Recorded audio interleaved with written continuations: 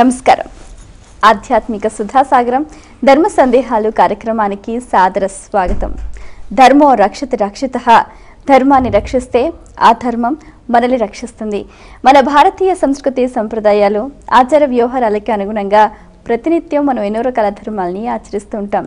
చాలా సందర్భాల్లో ప్రేక్షకులకు ఎదురయ్యే సందేహ నివృత్తికై ఎంతో శ్రద్ధగా మన ఈ కార్యక్రమానికి ఉత్తరాల ద్వారా ఈమెయిల్స్ ద్వారా రాసి పంపిస్తున్నారు. వాటన్నిటికీ శాస్త్రీయ సమాధానాలు అందించడానికి మన ముందున్నారు త్రిభాషా మహాసహస్రావధాని, ప్రణవ పీఠాధిపతి, రచయిత, ఆధ్యాత్మికవేత్త, మీ అందరికీ సుపరిచితులైన డాక్టర్ వద్దిపర్తి పద్మాకర్ గారు. వారితో మాట్లాడి మరిన్ని విషయాలు వారి మాటలో తెలుసుకుందాం. ఈనాటి కార్యక్రమాన్ని ప్రారంభిద్దాం. నమస్కారం అండి.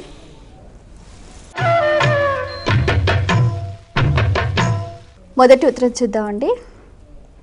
రామకృష్ణ గుంటూరు నుంచి రాస్తున్నారు. ఇంట్లో ఎవరైనా చనిపోతే ఏడాది పాటు దీపారాధన చేయకూడదా, తెలియజేయగలరు అంటూ రాస్తున్నారు. దీపం జ్యోతి పరం బ్రహ్మ, దీపం సర్వతమోపహం, దీపేన సాధ్యతే సర్వం, సంధ్యాదీపం నమోస్తుతే అని ముందు దీపానికి నమస్కారం చేసుకుందాం. దీపం పరబ్రహ్మస్వరూపం కనుక, త్రిగుణాలకి అతీతమైన జ్యోతిస్వరూపం కనుక అది సర్వకాల సర్వావస్థల్లో ఇంటిలో ఉండాలి. ఆఖరికి శవం దగ్గర కూడా తల దగ్గర వెలిగించేది దీపమే. 12 రోజులు ఇంట్లో కార్యక్రమాలు అయి శుద్ధి అయిన వెంటనే ముందు దీపారాధన చేశాకే ఇంట్లోకి అడుగు పెట్టాలి. ఒక్క తల్లి తండ్రి చచ్చిపోతే ప్రత్యేక పూజలు ఒక ఏడాది చేయొద్దన్నారు. తండ్రికి ఏడాది, తల్లికి 6 నెలలు ప్రత్యేక పూజలు వద్దన్నారు తప్ప, పండుగలు వద్దన్నారు తప్ప దీపారాధన చెయ్యవద్దని ఇంతవరకు ఏ శాస్త్రము చెప్పదు. లేనిపోనివి కల్పితాలు అందులోకి చేరాయి. అది కూడా శ్లోకం రాయడం రాని వాళ్ళు అందులో కల్పించి పెట్టేశారు ఇష్టం వచ్చినట్లుగా. కాబట్టి అలాంటి భ్రమలకి మాత్రం ఏమాత్రం లోను కావద్దు. అందులో ఎవరైనా శరీరం విడిచిపెట్టాక తప్పక ఇంటిలో ప్రతిదినము దీపం వెలిగిస్తే భవిష్యత్తులో మరొక అకాల మరణం రాదు. కాబట్టి ఈ రోజు నుంచి మీరందరూ గుర్తుపెట్టుకోండి, ఇళ్లల్లో ఎవరైనా కాలకర్మవశాత్తు వెళ్ళిపోతే శుద్ధి అయ్యాక దీపారాధనలు తప్పక చెయ్యండి.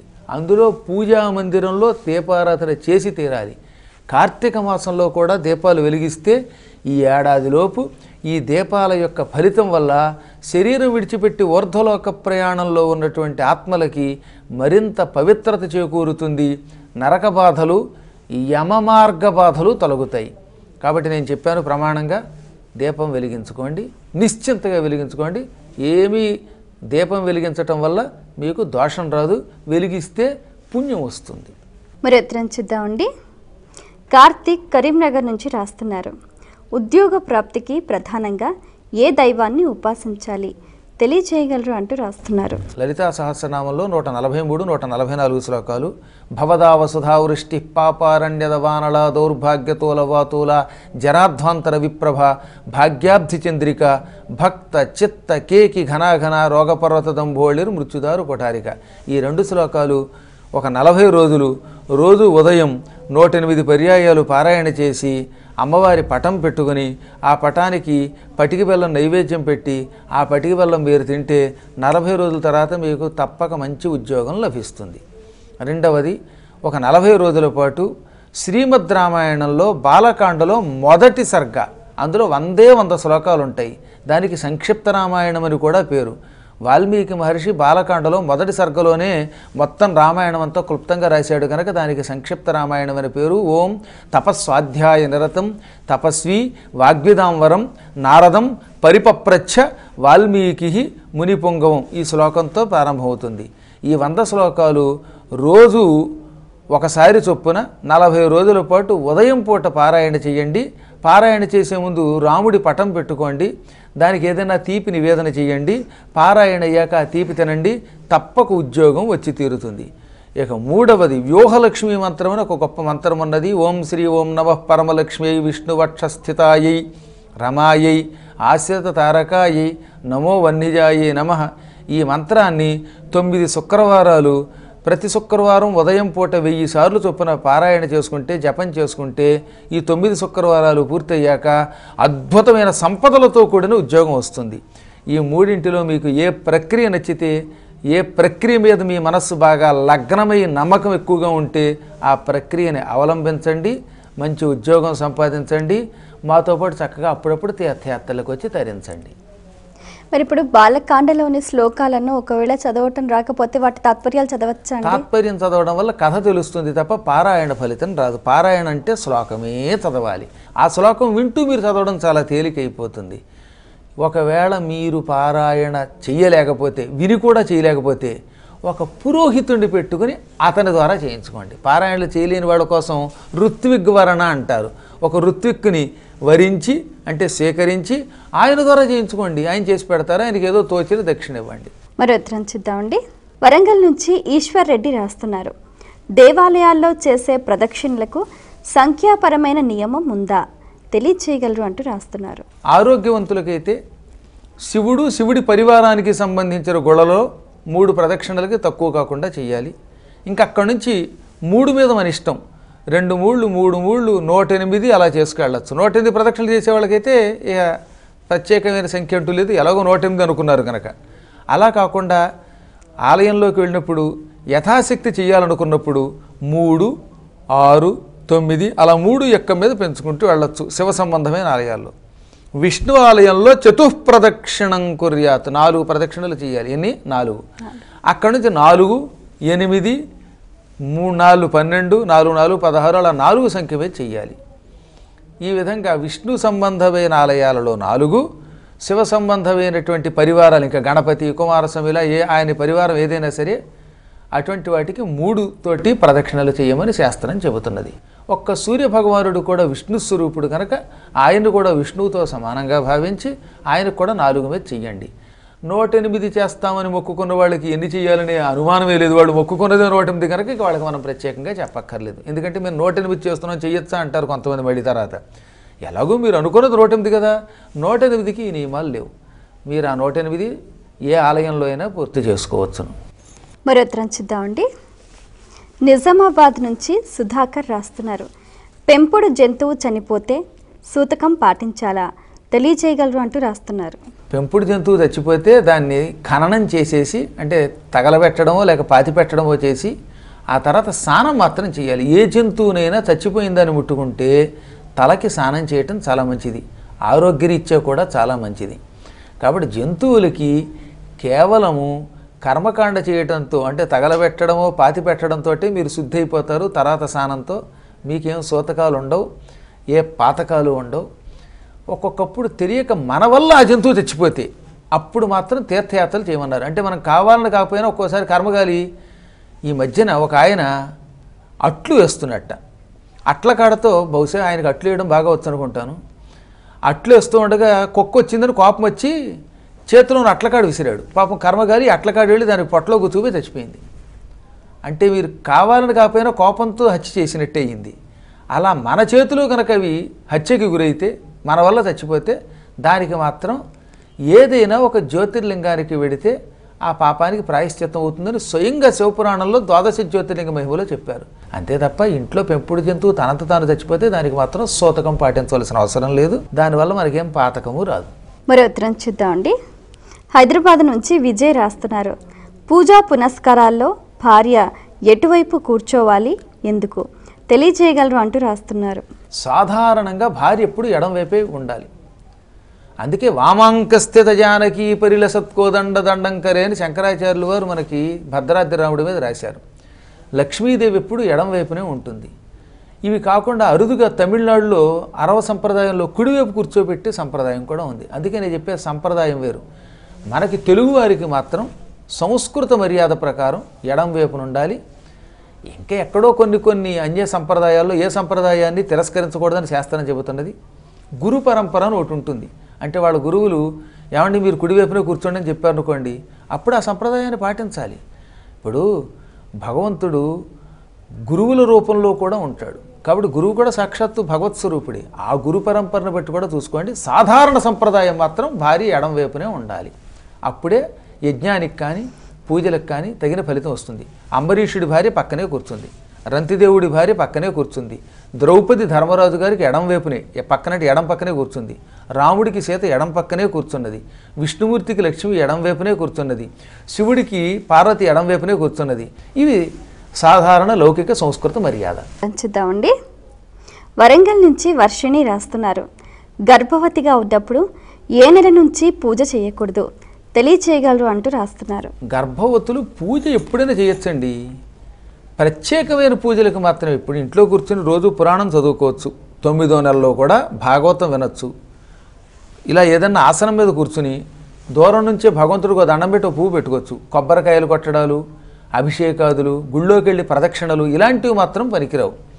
7వ నెల నుంచి పూజలు ఎందుకు నిషేధం చేశారంటే ఈ ప్రత్యేక పూజలు గర్భవతులకి పూజల వల్ల కొన్ని ఇబ్బందులు ఉంటాయి. సహజంగా పూజ అనేసరికి ఉపవాసం ఉండాల్సి వస్తుంది, కొబ్బరికాయ కొట్టాల్సి వస్తుంది, అభిషేకం చేసేటప్పుడు ఇలా వంగాల్సి వస్తుంది. దానివల్ల గర్భస్థ శిశువుకి ఇబ్బంది కనుక 7వ మాసం నుంచి ప్రసవం అయ్యేదాకా స్త్రీలకి గర్భవతులకి కొన్ని పూజలు నిషేధం. మానసిక పూజ, భక్తితో పురాణం వినడం ఇలాంటివన్నీ చేయండి. తీర్థయాత్రలకు కూడా రాకూడదు. మిగతా అన్ని కార్యక్రమాలు ఇంట్లో కూర్చుని శ్రద్ధగా ఏదో దీపారాధన చేసుకోవటము, పురాణం వినడము, విశ్రాంతిగా ఉండేటటువంటి పూజలు, ఇబ్బంది లేని పూజలు చేసుకోవడం పనికొస్తాయి. తీవ్ర పూజలు, ప్రత్యేక పూజలు, ఉపవాసాలు, అభిషేకాలు, కొబ్బరికాయలు కొట్టడాలు ఇవి మాత్రం 7వ మాసం నుంచి నిషిద్ధం. మరో ఉత్తరం చూద్దామండి. ఖమ్మం నుంచి చిరంజీవరావు రాస్తున్నారు. హనుమంతుణ్ణి భవిష్యత్ బ్రహ్మ అని ఎందుకంటారు తెలియజేయగలరు అంటూ రాస్తున్నారు. రామచంద్రుడు హనుమంతుడి సేవలకు ఎంతో మెచ్చుకున్నాడు. హనుమంతుడు సీతాదేవి కోసం చాలా కష్టపడ్డాడు. హనుమంతుడు శతయోజన విస్తీర్ణ సముద్రాన్ని అవలీలగా లంఘించి గోష్పదీకృత వారాస్యం అన్నారంటే సముద్రాన్ని ఆవు అడుగులో ఉన్న నీరంత తేలిగ్గా లంఘించేటంగా. ఒక ఆవు నేల మీద అడుగు పెట్టింది, ఆ అడుగు గుంటలో నీరు దాటడం అంత తేలిక, చంటిపిల్లాడు దాడతాడు. అంత తేలికగా శతయోజన విస్తీర్ణమైన సముద్రాన్ని లంఘించి లంకానగరానికి వెళ్ళి ఎన్నో కష్టాలని అవలేలగా ఎదుర్కొని దుఃఖం వస్తే ఆత్మహత్య చేసుకుందామని కూడా మళ్ళీ నిలదొక్కుని మొత్తం మీద సీతామాతని చూచి రామ ముద్రికనిచ్చి ఆవిడ దగ్గర ఉన్నటువంటి చూడామణి పట్టుకొచ్చి రాముడికిచ్చి సీతారాముల యొక్క దాంపత్యాన్ని మళ్ళీ నిలబెట్టిన మహానుభావుడు. అటువంటి ప్రతిభాశాలిని పరమదాసుణ్ణి, ఆ భక్తుణ్ణి మెచ్చుకుని రాముడు సీతాదేవి ప్రార్థన మీద నువ్వు భవిష్యత్తులో బ్రహ్మ అవుతావు అన్నాడు. ఇప్పుడున్న బ్రహ్మగారికి ఇంకా 49 ఏళ్ళు ఆయువు ఉన్నది. ఈ 49 ఏళ్ళ ఆయువు బ్రహ్మగారికి వెళ్ళిపోయాక అప్పుడు ఈ హనుమంతుడు 9వ బ్రహ్మ అవుతాడు. ఇప్పుడున్న ఆయన 8వ బ్రహ్మగారు. ఈయనకి 51వ సంవత్సరం ఇప్పుడు ప్రస్తుతం 51వ సంవత్సరం నడుస్తోంది. ఆ తర్వాత ఇంకా 49 ఏళ్ళు బతుకుతాడు ఆయన. ఆ తర్వాత ఆయన వైకుంఠంలో విష్ణువులో కలిసిపోతాడు. ఈయన భవిష్యత్తులో బ్రహ్మ అవుతాడు. ఇంకా 49 ఏళ్ళు మాత్రమే ఆయనకి పదవి రావడానికి కాలం ఉంది. కానీ 49 ఏళ్ళు అంటే మన పదవి కాదు సుమా. బ్రహ్మగారికి 49 ఏళ్ళు అంటే ఏమిటో తెలుసా? బ్రహ్మగారు ఒక ఏడాది వింటే మీకు మతిపోతుంది. మనకి కలియుగం 4,32,000 సంవత్సరాలు, దాన్ని 2తో గుణిస్తే 8,64,000 సంవత్సరాలు ద్వాపరయుగం. కలియుగాన్ని 3తో గుణిస్తే 12,96,000 సంవత్సరాలు త్రేతాయుగం.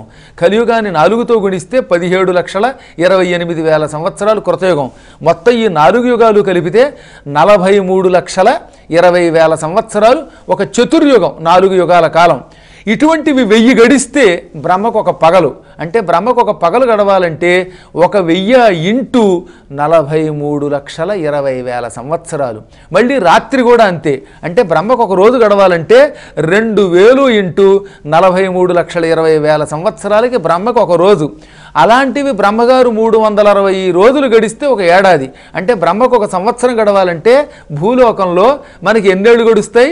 360 ఇంటూ 2000 ఇంటూ 43,20,000 సంవత్సరాలు.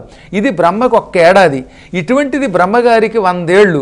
అంటే బ్రహ్మ ఆయువు 100 ఇంటూ 43,20,000 ఇంటూ 360 ఇంటూ 2000. ఇది ఏ క్యాలిక్యులేటర్ దీని అంత తేలిక కనిపెట్టలేదు. అందులో ఇప్పటికి 51 నడిచాయి. ఇంకో 49 ఏళ్ళు అయ్యాక అప్పుడు హనుమంతుడు బ్రహ్మ అవుతాడు. హనుమంతుడు బ్రహ్మ అయ్యేదాకా మనం ఉంటే ఆయన కళ్ళారా చూడొచ్చు. అప్పుడు కూడా మనం ఏదో జన్మలో ఉంటాం. ఆయనకి దండం పెట్టుకుందాం. ఇంత శక్తి ఆయనకి ఎందుకు వచ్చింది? నవమ బ్రహ్మ అయ్యే యోగం రాముడికి సీతకి సేవ చేసి ఆనందం కలిగిస్తే. సీతారాములకు ఆనందం కలిగించిన వారికి అంతటి పదవి ఇస్తాడు ఆయన. కాబట్టి సీతారామాభ్యా నమః అని ఆ మహాపుణ్య దంపతులకి నమస్కరించుకుందాం. మరో ఉత్తరం చూద్దామండి. ధర్మపురి నుంచి శేషు రాస్తున్నారు. కాశీకి వెళ్ళినప్పుడు ఇష్టమైనవి ఎందుకు వదులుతారు తెలియచేయగలరు అంటూ రాస్తున్నారు. అసలు కాశీ అంటేనే మోక్షభూమి. మోక్షం ఎప్పుడు వస్తుంది? సంసారంలో ఉన్న బంధాలని విడిచిపెడితే. సంసారం మీద వ్యామోహం ఉన్నంత వరకు, కోరికలు ఉన్నంత వరకు, వస్తువుల మీద విపరీతమైన వ్యామోహం ఉన్నంత వరకు, కీర్తికాంక్ష ఉన్నంత వరకు మనిషికి మోక్షం రాదు. గుర్తుపెట్టుకోండి. నాకు కీర్తి కావాలి, నేను అందరిలోనూ పలుకుబడి పొందాలి, నేనేదో గొప్పగా ఉండాలి అని మనిషి అనుకున్నంతకాలం వాడికి సంసారంలో మళ్ళీ జన్మలు వస్తూనే ఉంటాయి, పిచ్చి పిచ్చి జన్మలు వస్తాయి. అందుకే మనిషికి ఏంటంటే చివరికి వచ్చేసరికి ఈ సంసారంలో ఏ వస్తువు మీద వ్యామోహం ఉండకూడదు. వ్యామోహం ఎప్పుడు పోతుంది? కనీసం ఒక్క కోరికనైనా జయిస్తే. అందుకని కాశీ వెళ్ళినప్పుడు నాయనా నీకు మోక్షం రావాలంటే నీకు ఇష్టమైన ఒక వస్తువుని వదిలేయి అన్నారు. ఒక ఆయనకి బాగా వంకాయ అంటే ఇష్టం. రోజు గుత్తి వంకాయ కూర తింటాడు, వంకాయ పచ్చడే తింటాడు, వంకాయ పచ్చి పులుసు చేసుకు తింటాడు, వంకాయ ఎండు పులుసు చేసుకు తింటాడు అనుకుందాం. ఇలాంటి వాడిని కాశీ వెళ్ళగానే వంకాయ వదిలేయమంటే ఎంత బాధ మరి. అప్పుడు ఆ కోరికని జయించి వంకాయ ఎదురుగుండా కనపడినా చిచ్చి ఇది నాకు ఇష్టం లేదు అనుకోవాలి. అది కొంచెం కష్టం. కాబట్టి ఇష్టమైన వస్తువుని చాలా కష్టం మీద కానీ వదలలేం కనుక అలాంటి వస్తువుని కాశీలో వదిలేక మళ్ళీ అయ్యో ఎందుకు వదిలేం అనుకోకూడదు. చాలామంది చేస్తున్న పొరపాటు ఏంటంటే కాశీలో వదిలేశాక అరే వదిలేసామండి రోజుకోసారి అది కనపడుతోంది మనస్సు లాగుతోంది అనుకుంటే అప్పుడు వదలడం వల్ల ఉపయోగం లేదు. ఒకసారి ఆ వస్తువుని వదిలే ముందే ఆలోచించుకోవాలి. వదిలేక దాని మీద మళ్ళీ జీవితంలో కోరిక రాకూడదు. అంత కఠినంగా ఆ వస్తువుని వదలగలిగితే అప్పుడు వాడు క్రమక్రమంగా ఒక కోరికను జయించిన వాడు భవిష్యత్తులో ఇంకో కోరికను జయిస్తాడు. కోరికలను జయించడం ద్వారా మోక్షం వస్తుంది కనుక కాశీలో వదలమన్నారు. అందుకని కాశీ క్షేత్రానికి వెళ్ళినటువంటి వాళ్ళు చాలా జాగ్రత్తగా ఉండాలి. మనకి బాగా ఇష్టమైన వస్తువుని మనస్ఫూర్తిగా వదలాలి. వదిలిన తర్వాత జీవితంలో దాని మీద మళ్ళీ వ్యామోహం రాకూడదు. ఒకవేళ అలా వదలడం కంటే అసలు ఏ వస్తువు మీద పరిపూర్ణమైన ఆసక్తి లేకుండా బ్రతకాలి కాబట్టి తింటూ జీవితం కేవలం భగవంతుడిచ్చిన వరంగా భావించి జనక మహారాజులాగా విదేహ మహారాజులా ఉంటే దేహభ్రాంతి లేకుండా ఉంటే వాడు ఇక్కడే మోక్షం పొందుతాడు.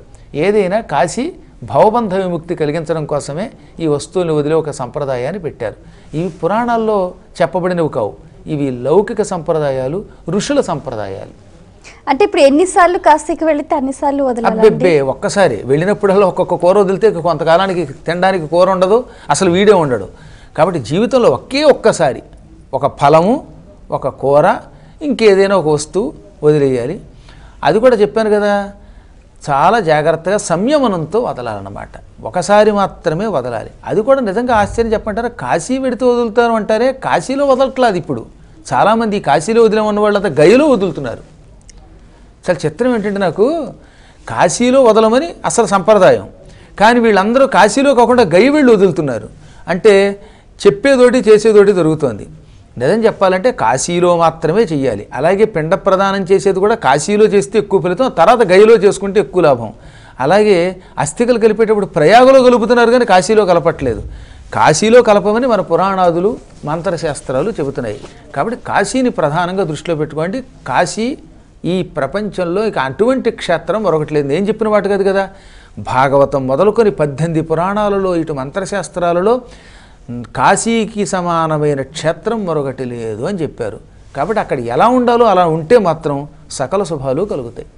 చాలా సంతోషం అండి. మీ అమూల్యమైన సమయాన్ని కేటాయించి మా ప్రేక్షకులు ధర్మ సందేహాలకు శాస్త్రీయ సమాధానాలు అందించినందుకు ధన్యవాదాలు. వీక్షించారు కదండి, ఇది ఇవాల్టి ధర్మ సందేహాలు కార్యక్రమం. మీకు కూడా ఏమైనా ఆధ్యాత్మిక ధర్మ సందేహాలు కలిగితే మా ఈ కార్యక్రమానికి మీ సందేహాల్ని క్లుప్తంగా, సూటిగా, స్పష్టంగా పోస్ట్ కార్డ్పై లేదా ఈమెయిల్స్ ద్వారా రాసి పంపించండి. మా చిరునామా ధర్మ సందేహాలు, కేర్ ఆఫ్ భక్తి TV, road number 92, Jubilee hills, Hyderabad 5,96,000. మా ఈమెయిల్ ఐడి bhaktihyd@gmail.com. మరో కార్యక్రమంలో మళ్ళీ కలుసుకుందాం. అంతవరకు సెలవు. నమస్కారం.